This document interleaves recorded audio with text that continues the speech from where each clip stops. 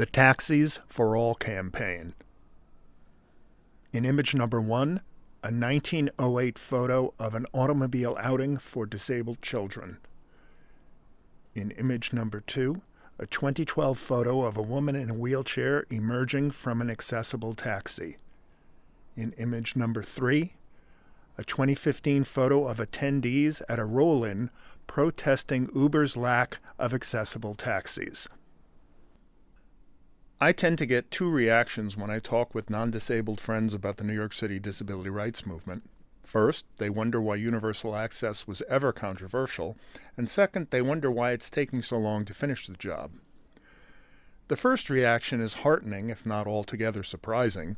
They are, after all, my friends. As for the second reaction, why is it taking so long? The fight for accessible taxis is one of the best illustrations. A completely accessible and affordable taxi system would mean the revolution for people with mobility impairments. True freedom of travel would tie together the other accomplishments of the city's disability rights movement and usher in an environment not unlike, say, Barcelona, where 100% accessible transit means that you routinely see people with mobility impairments everywhere all the time, and nobody seems to think about it very much. Building out transportation for New Yorkers with disabilities is an old topic. Driving funds, private carrier vehicles, even a separate taxi system were being proposed and implemented more than 100 years ago, but they were very limited in scale and tended to be restricted to trips for medical care and outings for children. Not until the modern disability rights movement did the campaign for true freedom of movement fully emerge. According to Marvin Wasserman, the fight over taxis began around 1980. As he put it, I was on my first date with Sandra Schnurr. We went to the Village and we saw that the only other wheelchair users were activists. People were still hidden away. Wheelchair users had to travel in the street because there were no curb cuts. A separate paratransit system with vans bearing the offensive phrase invalid coach was free for people on Medicaid, but only for work and medical. For social, it was at least $60. A lot of money, especially for a population that's generally pretty low income. Sandra said that her dream was accessible cabs, freedom of travel like anyone else. A mutual friend, the inventor Vladi Tika, had designed an accessible cab, but he couldn't secure funding to develop it. Well, Sandra and I got married. After she passed away in 1984, I promised myself I'd try to make her dream a reality. Disabled in Action, or DIA, had already established a committee to lobby the City Council on accessible cabs.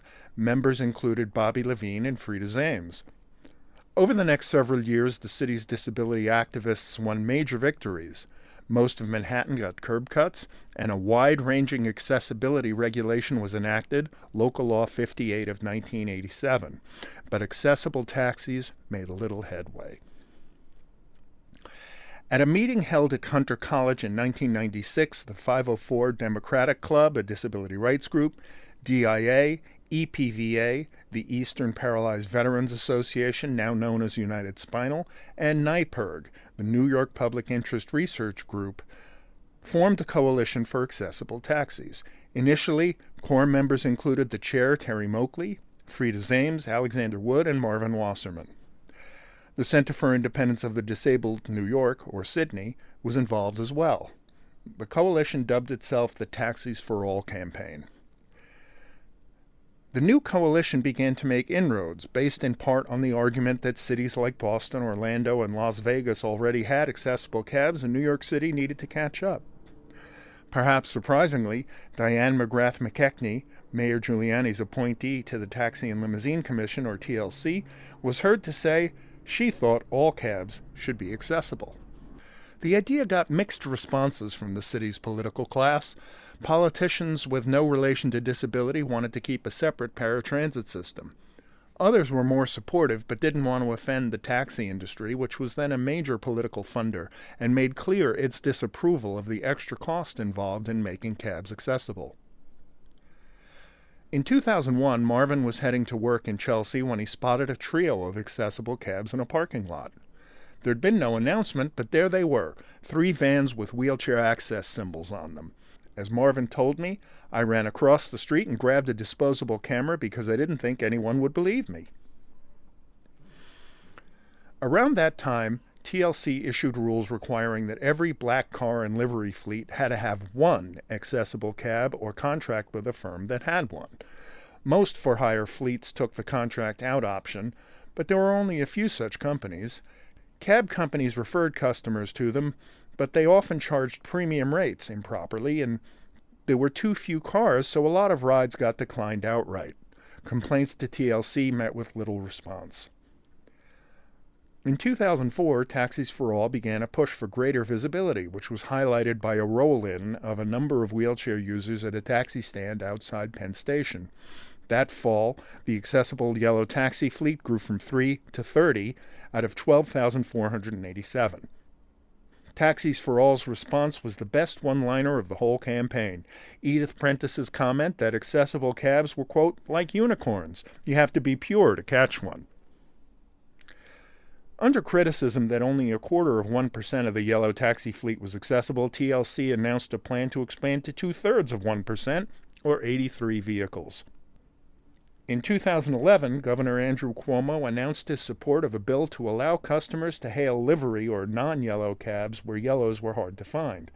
A percentage were to be accessible, nowhere near enough, said Taxis for All. The taxi industry urged a veto of what it called a damaging and vicious bill.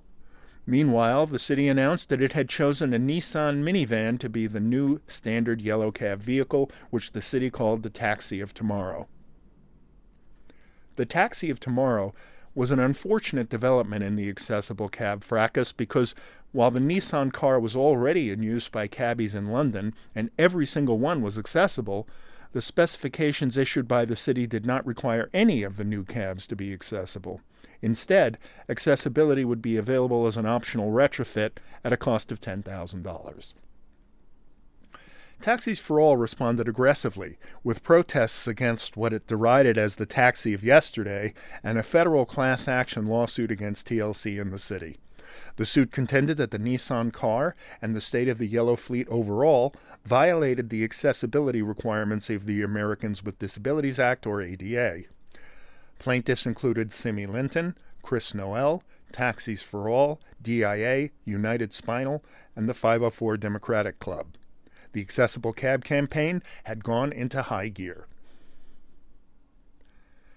Under pressure on December 20th, 2011, Governor Cuomo and the Bloomberg administration announced a deal under which a new green cab fleet would be created, designed for for-hail service in the outer boroughs in northern Manhattan, up to 18,000 new cabs, of which 20% would be accessible.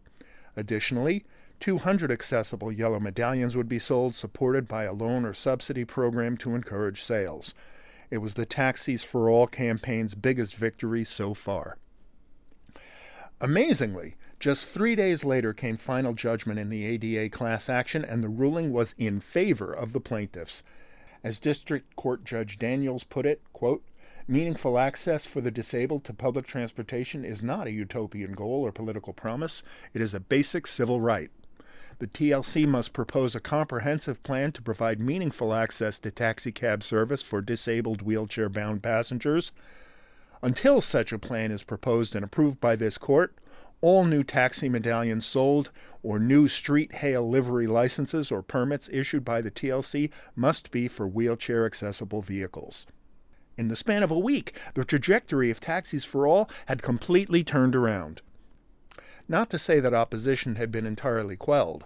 Mayor Bloomberg, for example, commented that you just cannot generally take a wheelchair into the street and hail a cab. It's dangerous, and a lot of the cab drivers would pretend they didn't see you.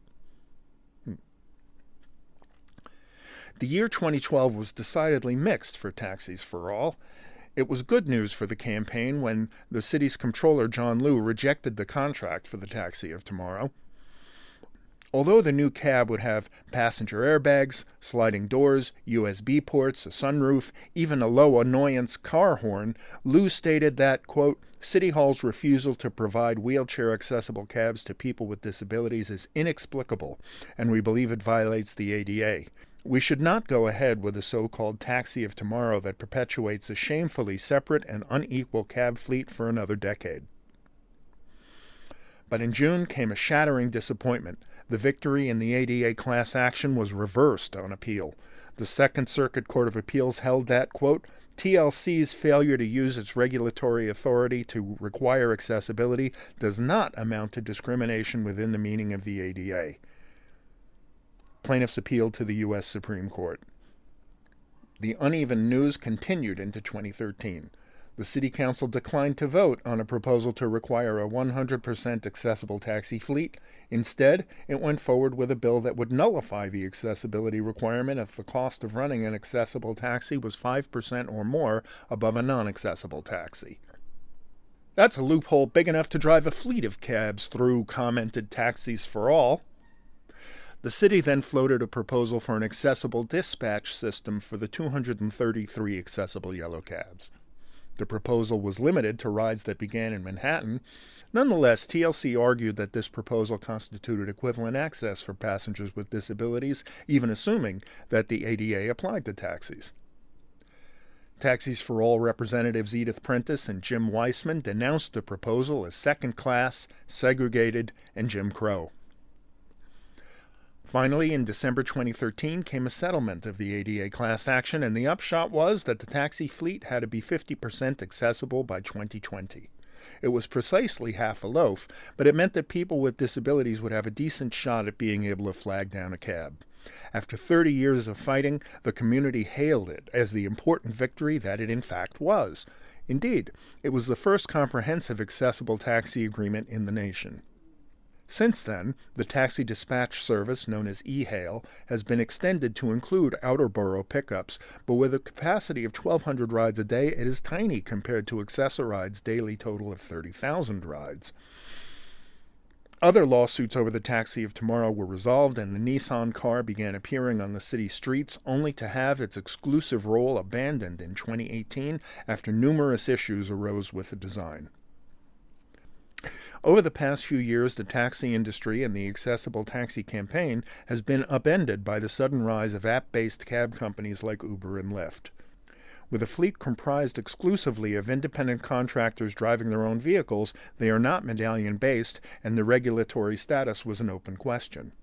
The Brooklyn Center for Independence of the Disabled, or BCID, brought an ADA lawsuit against the companies, but it was unsuccessful.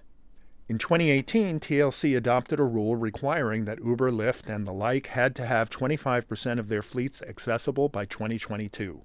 Uber brought a lawsuit which was settled on terms that gave it the option of meeting a wait time requirement instead of a numerical accessibility requirement.